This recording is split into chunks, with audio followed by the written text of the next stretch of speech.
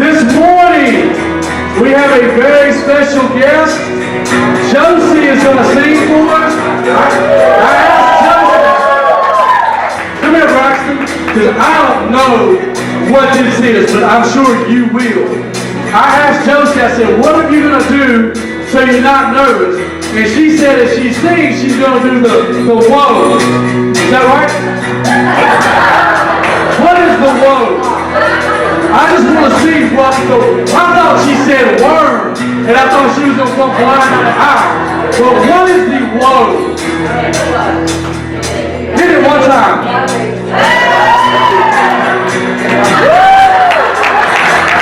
So every time you hear this song, y'all all have to hit the whoa. If that's what it looks like. I'm not sure. Please hit it one time. Now. All right. Let's break the altar. Let's continue worship this morning. God, we thank you for this day, Father. Dear God, we serve an incredible and mighty God today, Father. Dear God, we pray weekly. Make us aware of your presence today, Father. Dear God, bless this time that we have with you, God. Send your anointing in this place. Bless this offering. Bless the gift of the giver. And all God's people said,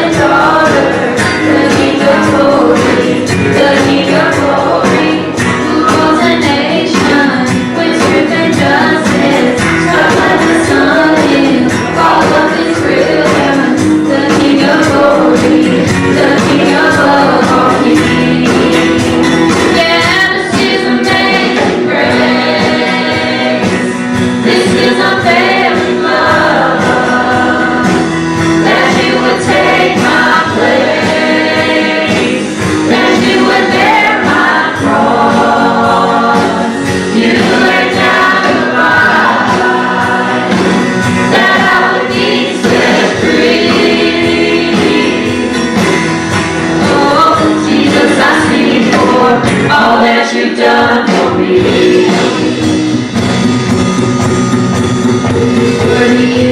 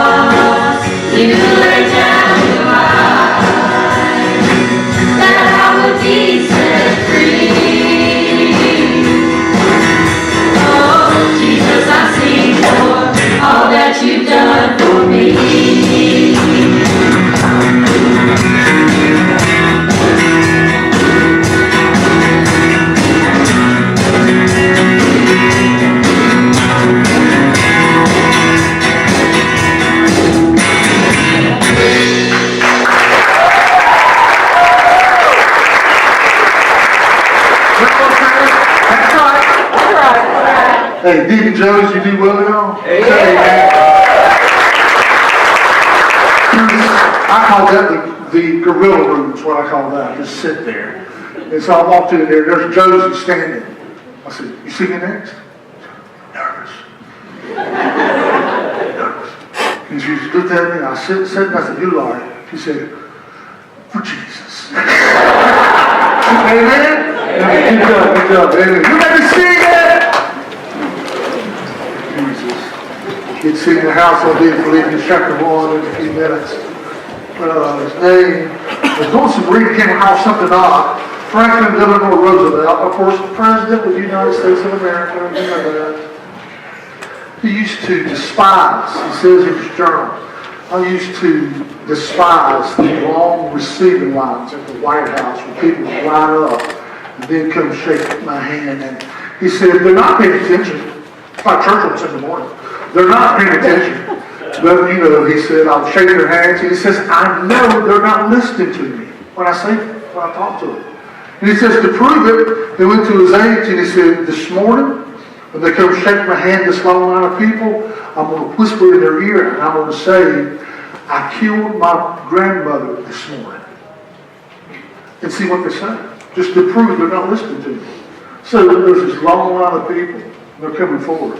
And he looks at it, and he shakes their hand, and he says, he whispers, he says, I killed my grandmother this morning.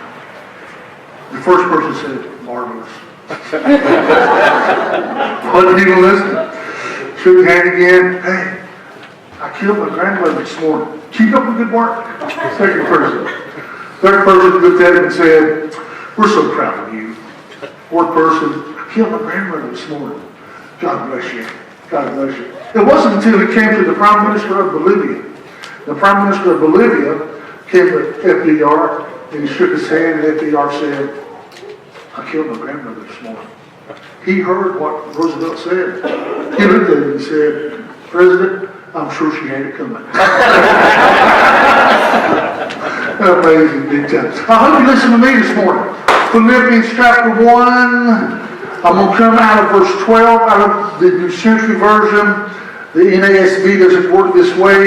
No big deal. A brief 3-minute review from last week. Look at this. I want you brothers and sisters to know that what has happened to me has helped to spread the good news of the gospel. Of course, the NASB says, my circumstances have helped to spread the good news of the gospel. So what has happened to me? Last week, quick review. What's happened to Paul? Well, right now he's in prison. That's not good. Not his first time in prison. Then he tells us in 2 Corinthians chapter 11, he gives a resume of what's happened to him. So keep this in mind. What has happened to me has helped to spread the gospel of Jesus Christ. Hey, Paul, what's happened to you? In 2 Corinthians chapter 11, he would say this, I've been beaten so many times, you wouldn't believe it. On top of that, I've been close to dying many times. 5 times I received 39 lashes from the Jews. He would say I've been beaten with rods, I've been stoned. 3 times I was shipwrecked. I've been in danger in the country, been in danger in the city. Everywhere I go, I'm in danger. I've had sleepless nights, not counting the responsibility of the churches that I'm over. I've been snake bit, and now I'm in prison. And then he says at the end of that, get this, man. What has happened to me? What's happened to you? I just told you.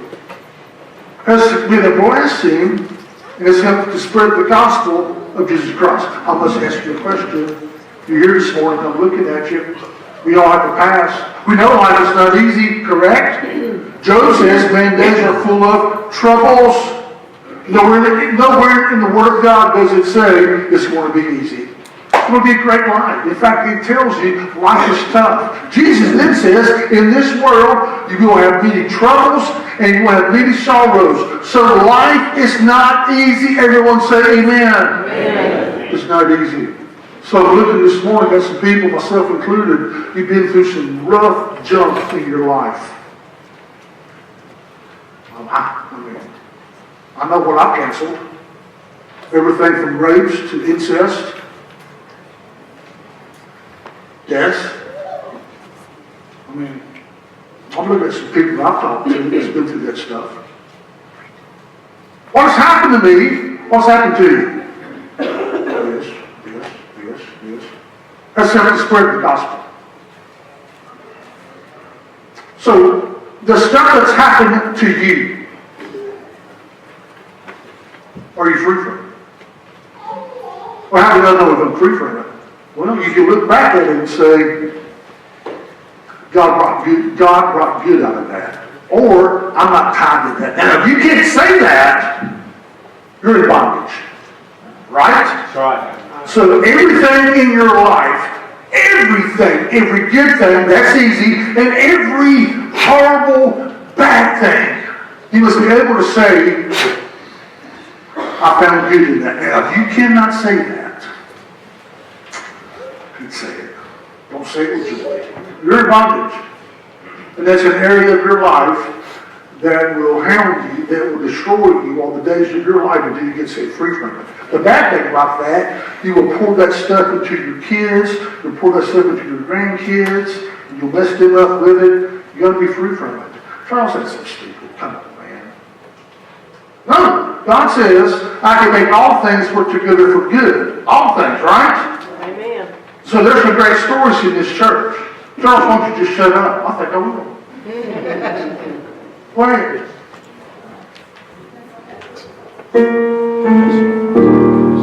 Good morning. My name is Michelle Williamson, and last week Charles talked. His sermon was about inner peace and joy, and I wanted to tell you how Jesus can take any circumstance in your life and bring joy into it. As a child, I went through a lot of difficult situations. My parents were divorced by the time I was 7. My father kidnapped us from our mom. I didn't see her for a year, and then when I was 9, she was murdered. My father was an alcoholic.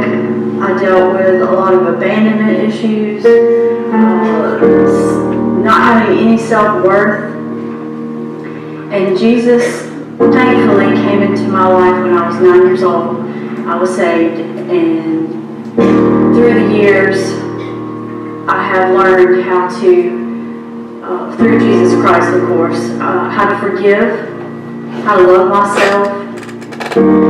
And I'm telling you, everyone out there has a story or has a trial or something you may be facing, but I want you to know that Jesus Christ can take that from you. And Celebrate Recovery has been my calling in life. God called me to do this ministry because of my testimony and my story, so that I can share my difficulties or what I went through with other people and give them hope and faith that there is a light, that there is that inner peace that you can have in your life. It doesn't come with things, it doesn't come with what kind of car you drive or how home you own. You can be happy with the life you have through Jesus Christ. Now everyone said amen. And see, that's what God does. God can do that kind of stuff. And everything we're going through, He makes good come out of it. Paul knew this. And so it says in Philippians 1 verse 12 out of the NASB again. Now I want you to know, brethren, that my circumstances have turned out for the greater progress of the gospel. For the gospel. That's the good news. What's the good news? Jesus came to earth. Jesus lived. Jesus died on the cross. He was buried. He rose again. He resurrected. He's conquered death, hell, and the grave. That is good news. Amen. That's great news. And Paul says, I can give that good news. And so the reason we are alive, the only reason, and I'm going to say it again, this is a very dominant point. The only reason you're breathing air this morning, God wants you to live a life that gives Him glory. That's right. To show others about the power of God. Amen. That they too can know that power. That's why you're alive. Amen. So wait a minute. I thought I was allowed to worship. That's part of it. Don't get me wrong. It's great to worship God. But if you were allowed just to worship, God would say, I'm taking you to heaven right now. Because there's incredible worship in heaven. That's right. If you don't believe it, look at Revelation 5. It's incredible worship. So there's great worship in heaven. So we cannot compete against that. So that could be the reason. Well, wait a minute. Maybe I'm allowed to learn more about the Bible. Well, that's true. as it is, we'll have all knowledge, so that can't be why we're alive. Oh, wait a minute, church, there's got to be fellowship. Getting to know you. Getting to know all about you. That's why I'm alive. No. It's great, but in heaven there's great fellowship. The only thing that we can do on earth that we cannot do in heaven. We can worship on earth, worship in heaven. We can study on earth, knowledge in heaven. We can fellowship on earth, fellowship in heaven. But there's only one thing we can do on earth we cannot do in heaven.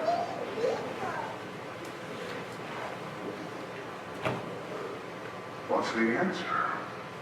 And that is, bring people to Jesus. Two things live forever on this earth. One is the Word of God. The second thing that lives forever on this earth is people. And so we are alive on earth for one main purpose, to draw people to Jesus. Think about it. Look at the person beside you. Yeah, I know. Then pray, dear God, heal them in the name of Jesus. We have to be very serious. This is very true. They're either going to heaven or hell. They are.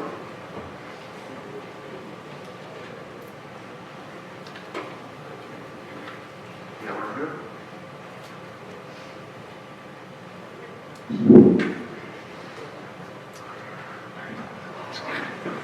Heaven or hell. My man right here. All right? Charles Moses said, Charles, you heaven or hell? That's my man. That's my man. That's us, right? That's all of us. So there's only one thing I can do on earth that I can't do, and that is lead people to Jesus. So Paul knew this kind of stuff, and Paul said, you have no idea this stuff that has happened to me has really helped the gospel of Jesus Christ. Now, the word progress there, it's quite a word. It means to cut through. It also means in the Greek, it means to cut a path for others to follow. He says later on in that verse, Philippians 1, verse 13, look at this. This is really kind of cool. So that my imprisonment in the cause of Christ has become well known to the whole Praetorian Guard and to everyone else. The Praetorian Guard. What is a Praetorian Guard? Well, Paul was in prison 2 years, right? Here's the kind of prison he was in. So here are my soldiers. Okay, your name is? Yes, your name is? You're my soldiers. I am the Apostle Paul. Okay, so here's soldier number 1, here's soldier number 2. They look like good soldiers, is what I'm talking about. So here they are, right? So Paul, which I'm the Apostle Paul. They said Paul was an ugly man. I got it. Okay. So here I am, I'm the Apostle Paul. So every 4 hours, the Apostle Paul had 2 people chained to him every 4 hours. So everywhere Paul went, the 2 guards went. Now the reason Paul went to Rome, his first cause was this. Paul said, I want to go to Rome, and the reason I want to go to Rome is I want to preach the gospel of Jesus. Well, guess what, man? They threw Paul in prison. He can't preach, but you know what Paul did? Paul made his pulpit a jail cell.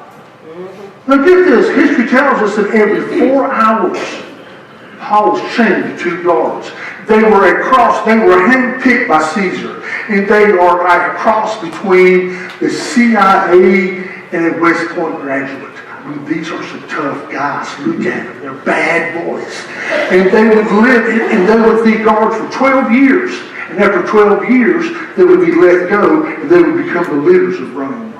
But for 12 years, they were guards. And every 4 hours, Paul had 2 guards chained to him. Now, of course, the chain was longer. Paul could write. But what do you think Paul talked about to those guards? What do you guess? The Lord. So every 4 hours, they had a shift change. Guys, go sit down. I got 2 more guards. And now here's the Apostle Paul's got 2 more guards. I got 2 more. Look at this. And what do you think Paul's going to talk about? He's going to mess up that hair.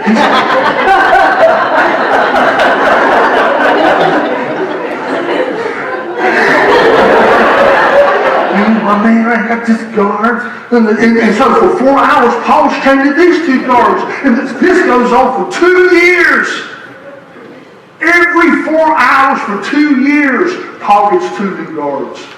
They could be the same guards. I mean, it could be, I get rid of these 2 guards, and guess what? These boys are back! I got it back! And I would say, boy, you know where I was when I was... So Paul's pulpit became his jail cell. But for 2 years, Paul was in jail. Dumb question. What do you think Paul talked about? You know what he talked about. Paul said, the gospel has been made a greater progress because of me being in prison. Question, did it make a difference that Paul was in prison for the gospel? And the answer is yes. Your next question should be this, can you prove it? So you never take any advice to say, yeah, you ought to say, well, prove it by the Word of God. Because if you can't prove it by the Word of God, you don't want to hear it. True? Okay. Philippians chapter 4, verse 22. Look at that. All the saints greet you, especially those of whose household? And when it says household, it doesn't mean his wife and his sons. No, it means all of the kingdom of Rome. It's talking about all the people in the higher echelon. And Paul is saying there have been people that have been saved in Caesar's echelon. How do you think they heard about the gospel? Guards. Thank you, Pew. Through the guards. The guards got right with God, and so they went and told other people. Now here's the amazing fact. Listen to me, please. Can I give you some church history for 3 minutes? Yes, Charles, you can. Thank you. The Roman Empire consisted of 60 million people. Okay? Christians made up 5% of the population. That's not much. These people who are believers, they have no money, they're poor people. They have no status, they have nothing. And so in AD 60, 5% of the known world are Christians. That's not very good, is it? Get this. Look, go to history books and you'll see this. In AD 300, so a lot of years has passed, it was in AD 60, 5% of the population was believers. In AD 300, the number is now 50%. 50%. But how did they spread the gospel? They didn't meet in church buildings. Because if you've been in a church building, you'd be killed. And if you're a believer, you could be killed. So they didn't meet in church buildings. They didn't have any money. They didn't have any status. So how did these people with no money, no church building, nothing, impact the world and they take over the entire world? Because they had a passion for God. Incredible passion for God. In fact, he became such a passion for God that a guy by the name of Constantine in 311, he used this thing called the Edict of Milan, M-I-L-N. And he said, Christianity is now a licensed, you'll love this, he called it a licensed cult. Isn't that incredible? And he made Christianity a licensed cult, and that became the dominant faith of the world in AD 311. But it started in AD 60 with 5% of the people being believers, and Paul chained to some guards, and they spread the gospel, and they spread the gospel, and they spread the gospel, and in AD 300, over 50% of the world are believers. I'm just asking you questions. They didn't have a church building. They didn't have any money. How could they do it? They had a passion for God. They used to ask John Wesley, why do people come hear you preach? And John Wesley would say, They come and watch me burn for Jesus. That's right. What a quote. I'm in so love with God that when I preach the Word of God, John Wesley would say, they come and watch me burn for God. My passion for God's that strong. What's your passion? I mean, when people see you, the Bible says we're the salt of the earth. We're the light of the hill that cannot be hid. I mean, I hope that when people see us, and I'm not trying to de-Christianize you, I'm not trying to make you feel bad, but we should be a people that when people see us, we don't have to have a Christian t-shirt. I'm a Christian! Look at me! I'm a Christian! Look at me! I'm a Christian! I don't have to make a lot of noise saying, you know, here I am. Check it out! I'm a Christian!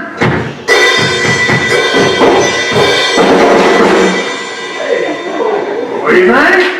Does God have potential? No, he does not. No potential at all. So here he is. He's trying to figure this stuff out. Yes. Here he is in AD. They have no type of status. They have nothing at all. And so we think that to be a Christian, we got to have our Christian, not to get Christian t-shirts, okay? That's cool. Have a chain around our neck. No.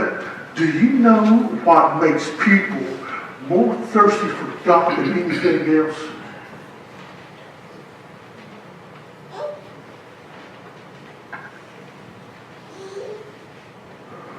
Okay. Question and answer time. Do people who don't go to church, do they have bills? And the answer is what? Yes. Yes. Do people who do not go to church, do they have bad jobs? Yes. Do they have bosses with sorry attitudes? Yes. Do they get cancer? Yes. Do they have a car payment? Yes. A mortgage payment? Yes. Do they have trouble with their kids? Yes. Yes. Okay, question. Do Christians have bills? Yes. Yes. Do they get cancer? Yes. Do they have troubled kids, troubled relationships? Yes. Well, see, here's what catches the eye of the world. We tell people, why don't you come to our church? And they see how we act about our job, our bills, our family, and they say, you want me to go to your church? And your attitude's worse than my attitude. That's right. Why should I go to your church? In fact, you have worse than I do. I'm in church. And you want me to go to your church? Look at your attitude. Why should I serve your God when I'm doing just as good without your God with my life and I'm not in church?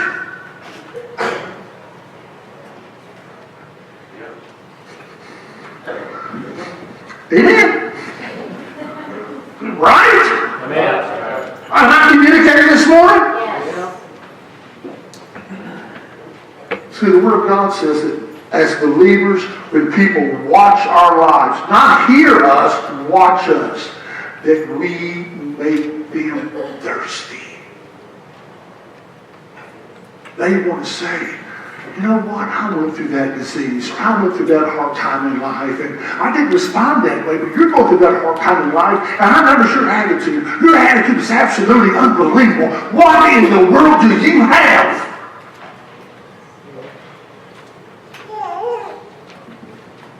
Amen! Am I making sense this morning? What time is it? All right, let's speed up. Well, let's pass that. You don't like that part. We are going to, I'm going to the Dominican Republic next week. I'm going to Baja, where we have an orphanage, the church does. As we go to Baja, we're going to a place called the Bates. The Bates are like the slum sections of Baja. Let me describe a bate to you. It's where the Dominican Republic, they allow people from Haiti to come over to their country. And they really don't like the people from Haiti. I mean, they really, I guess, hate them, to be honest with you. And they live in these bates.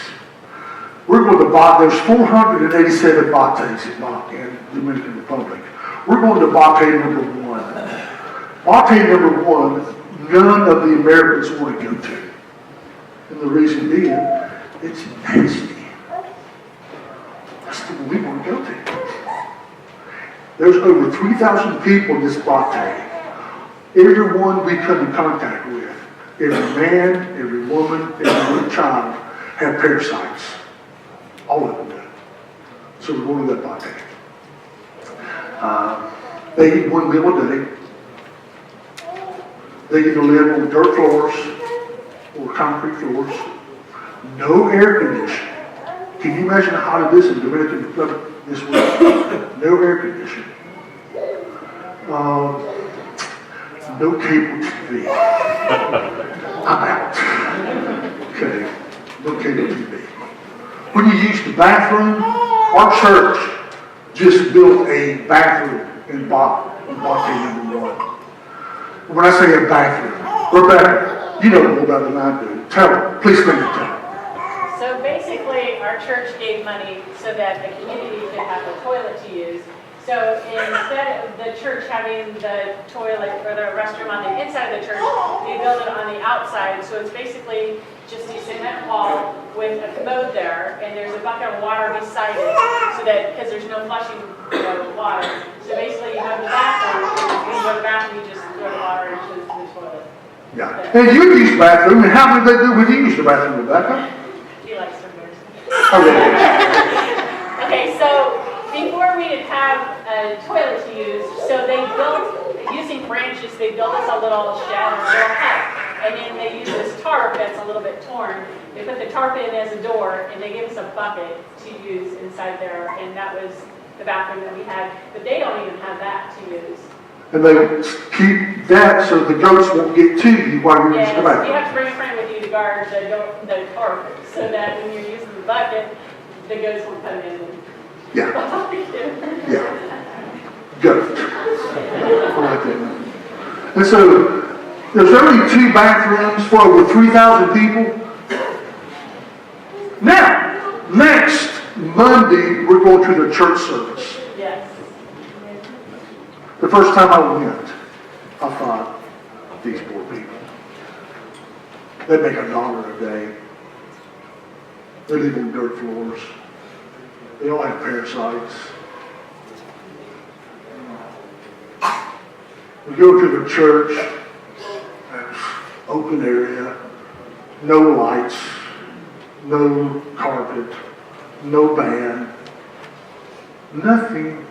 And my thought was this: bless their hearts. They got to have it rough, but they do have it rough. And I thought, you know, we got to come to y'all. We got to prime the pump for y'all. You know what I mean? You gotta have everything just right to worship God.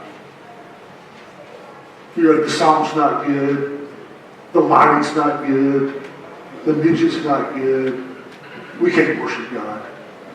And so I thought, these poor people, they have none of that stuff. They won't worship God. Man. We start worship service. They are the happiest people in the world. They smile with parasites. They clap their hands. You think they got $1 million. They raise their hands. And you know what? They get 1 good meal a day, and they got to go in a sugar cane patch field to use the bathroom. But you know what they have? Whoa! It sounds like the church in the book of Acts chapter 2, who had no status, no money, no building. But you know what the church of Acts had? They had a passion for God.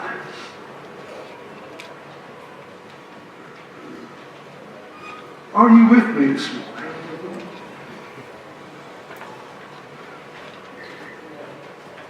I don't know if you are or not. Well, Charles, what's happened to us?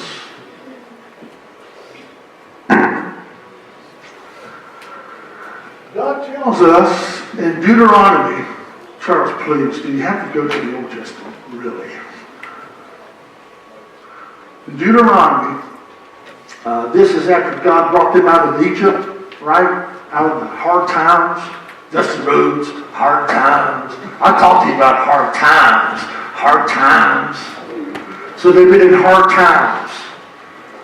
And so God has blessed them. Listen to what God says in Deuteronomy chapter 1, verse 10.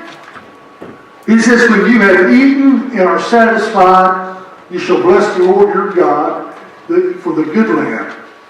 Verse 11. Beware that you do not forget the Lord your God by not keeping his commandments. And then he says in verse 12, 13, and 14, listen. He says, I'm going to prosper you. I'm going to give you money. I'm going to give you houses. I'm going to have you have a whole lot of stuff. And then God says this, but be careful, because when I prosper you and you get all this good stuff, you will have a tendency to forget me. And you think that everything you have in your life, you did it on your own. And you didn't. Amen. This was happening to America. We're blessed beyond compare. And we think we did it. No.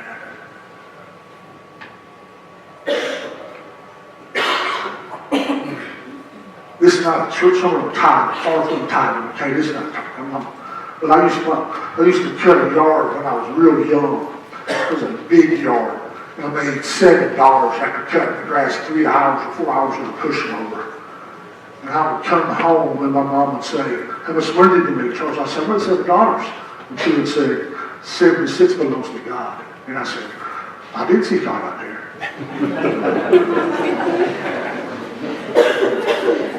I moved that yard. For 3 hours, I was there all day. I didn't see God in that yard with me. God wasn't there.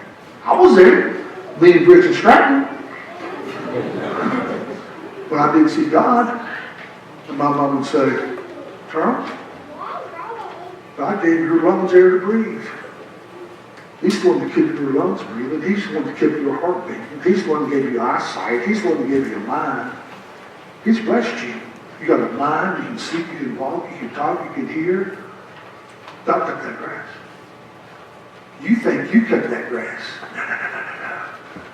God cut that grass. You see what happens in life?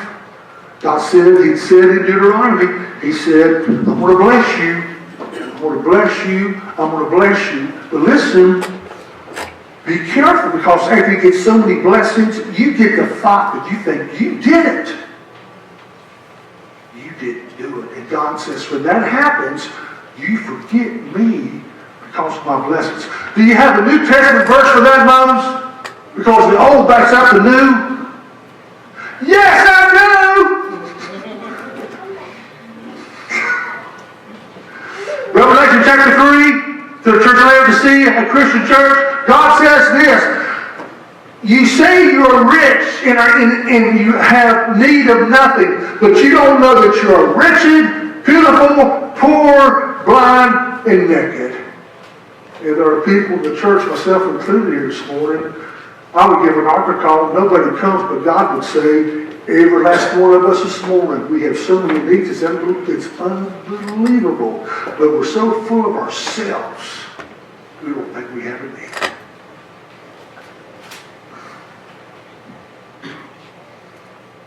What do you think?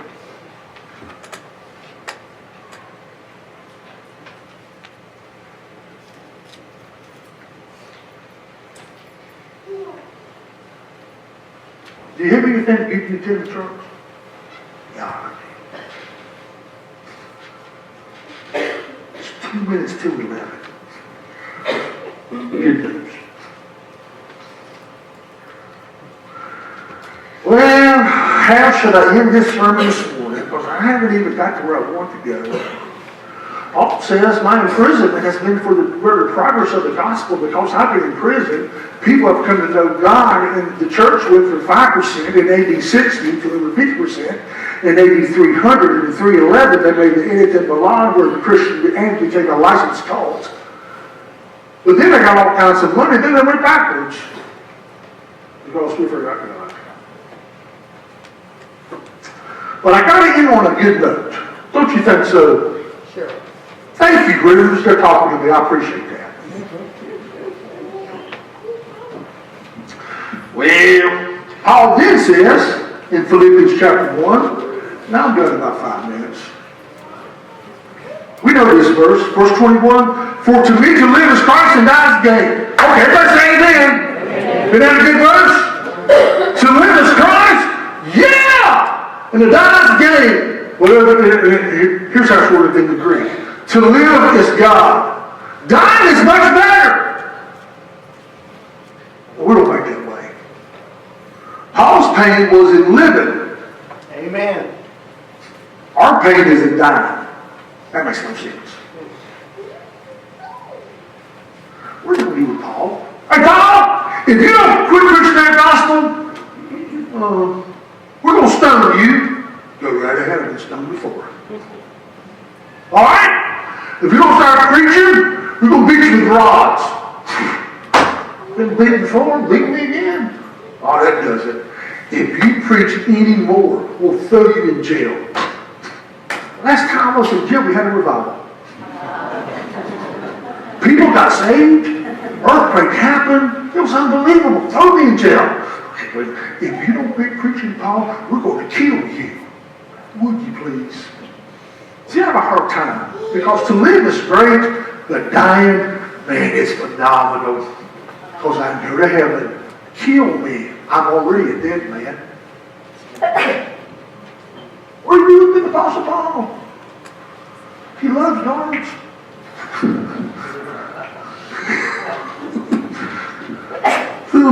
What do you do with Paul?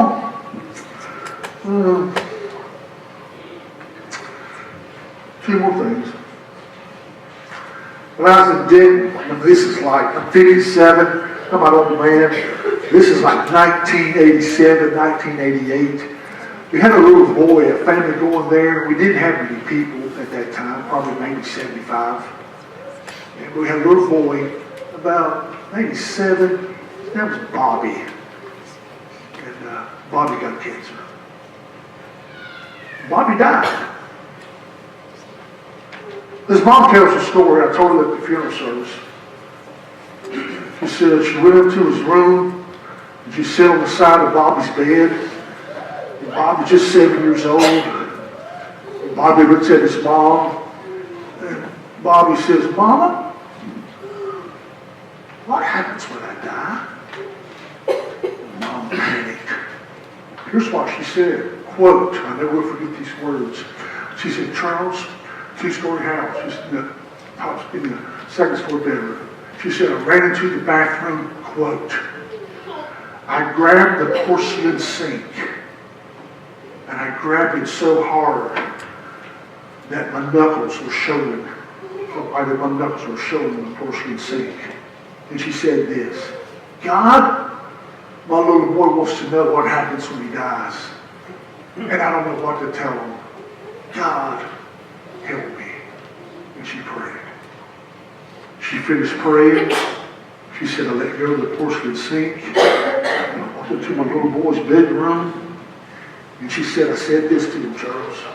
Bobby, remember when you were 5 years old and you didn't have cancer? And you would go outside and play with your brother and the kids beside you? And you played kickball all day? And I would come to the door and I would say, Bobby, Bobby, supper's ready. You come into the house and you sit down around the supper table. We'd all eat supper. And after supper, we'd watch some TV. And during the night, watching TV, you would fall asleep in your dad's recliner. And when you would wake up, you'd find yourself in your own bedroom. Remember that, Bobby? Yeah. She said, well, during the night, your dad would go to his recliner, and while you were asleep, He would pick you up without you knowing it. And he would take you to your bedroom, lay you in your bed, and when you would wake up, you'd be in your bedroom. And she said, Bobby, you're going to die. When you die, you're going to close your eyes. Your Father God's going to come down and pick you up. And when you wake up, you'll be in heaven. It's fine, Bobby. You probably died. Now the question is,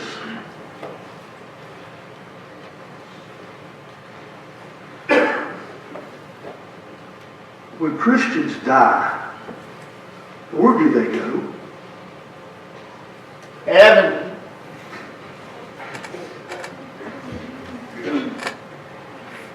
They're in heaven.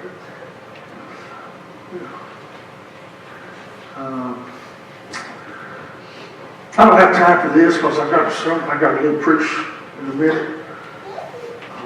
But Tuesday night I'm going to do a Bible study on this topic. What do Christians know in heaven? Real quick, Josh, go to Revelation 9. Yeah. Look at this. Now this is in tribulation, and I'm done. When the Lamb broke the fifth seal, I saw underneath the altar the souls of those who had been slain because of the word of God, because of the testimony. Next verse. And they cried out in a loud voice, whoa, people who are in heaven can talk. Right? And they can talk they can ask questions. They said, God, how long, O Lord, and holy and true, will you refrain from judging and avenging our blood to those who rule the earth? 2, 3, and 4. They also know how they died. Right? Look at that previous verse. They know how they died. True? If I'm reading that verse wrong, correct me.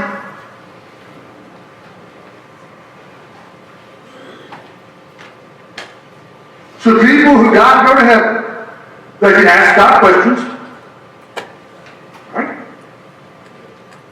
They know how they died. They also know about people on earth. As far as how much do they know? I don't know how much they know, but they know a whole lot. Now that bothers people. Do you know why that bothers people?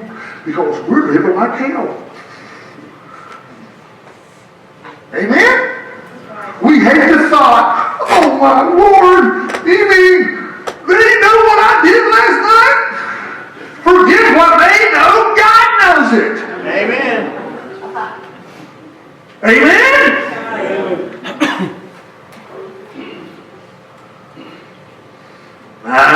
My. We'll tell you more Tuesday night. Heaven's a great place. Once you're ready to go, amen, but not today. My last thing. I don't know, Lord. I'll throw a number out. 1,200 sermons I prepared. And after I fill a notebook up, I put it in the notebook. In front of all my sermon notebooks, I got this piece of paper. And I got this in 1984. Somebody came to me, I don't know who it was, and they gave it to me. And I thought, I like that. And I made some copies. It's in front of all my sermon books. It was written by a young African pastor. They found it on his bed after he had died. Here's what it said. I'm done, I'm reading. Quote, he said, I'm part of the fellowship of the unashamed. I have Holy Spirit power. The die has been cast. I have stepped over the line. The decision has been made. I'm a disciple of His. I won't look back, let up, slow down, back away, or be still. My past is redeemed. My present makes sense. My future is secure. I'm finished and done with low living, sight walking, small planning, smooth knees, careless dreams, tame visions, mundane talking, cheap living, and dwarf goals. I no longer need preeminence, prosperity, position, promotions, plaudits, or popularity. I don't have to be right, first, tops, recognized, praised, regarded, or rewarded. I now live by faith, lean on His presence, walk by patience, live by prayer, and labor by power. My face is set, my gate is fast, my door is open. My road is narrow, my way rough, my companions few. My God reliable, my mission clear. I cannot be bought, compromised, detoured, lured away, turned down, back away, deluded, or delayed. I will not flinch in the face of sacrifice, hesitate in the presence of the adversary, negotiate at the table of the enemy, or ponder at the pool of popularity. I will give up, shut up, let up, until I've stayed up, stored up, prayed up, and paid up, preached up for the cause of Jesus. I'm a disciple of Jesus Christ. I must go till He comes, give till I drop, preach till all know, work till He stops me, and when He comes for me, He will have no problems recognizing me. My banner will be clear. Can we have an amen? Amen. Yeah. We're here for the sake of Jesus Christ alone, man. That's why we're here, to lead people to Jesus. Amen. Glory to God. Let's all stand.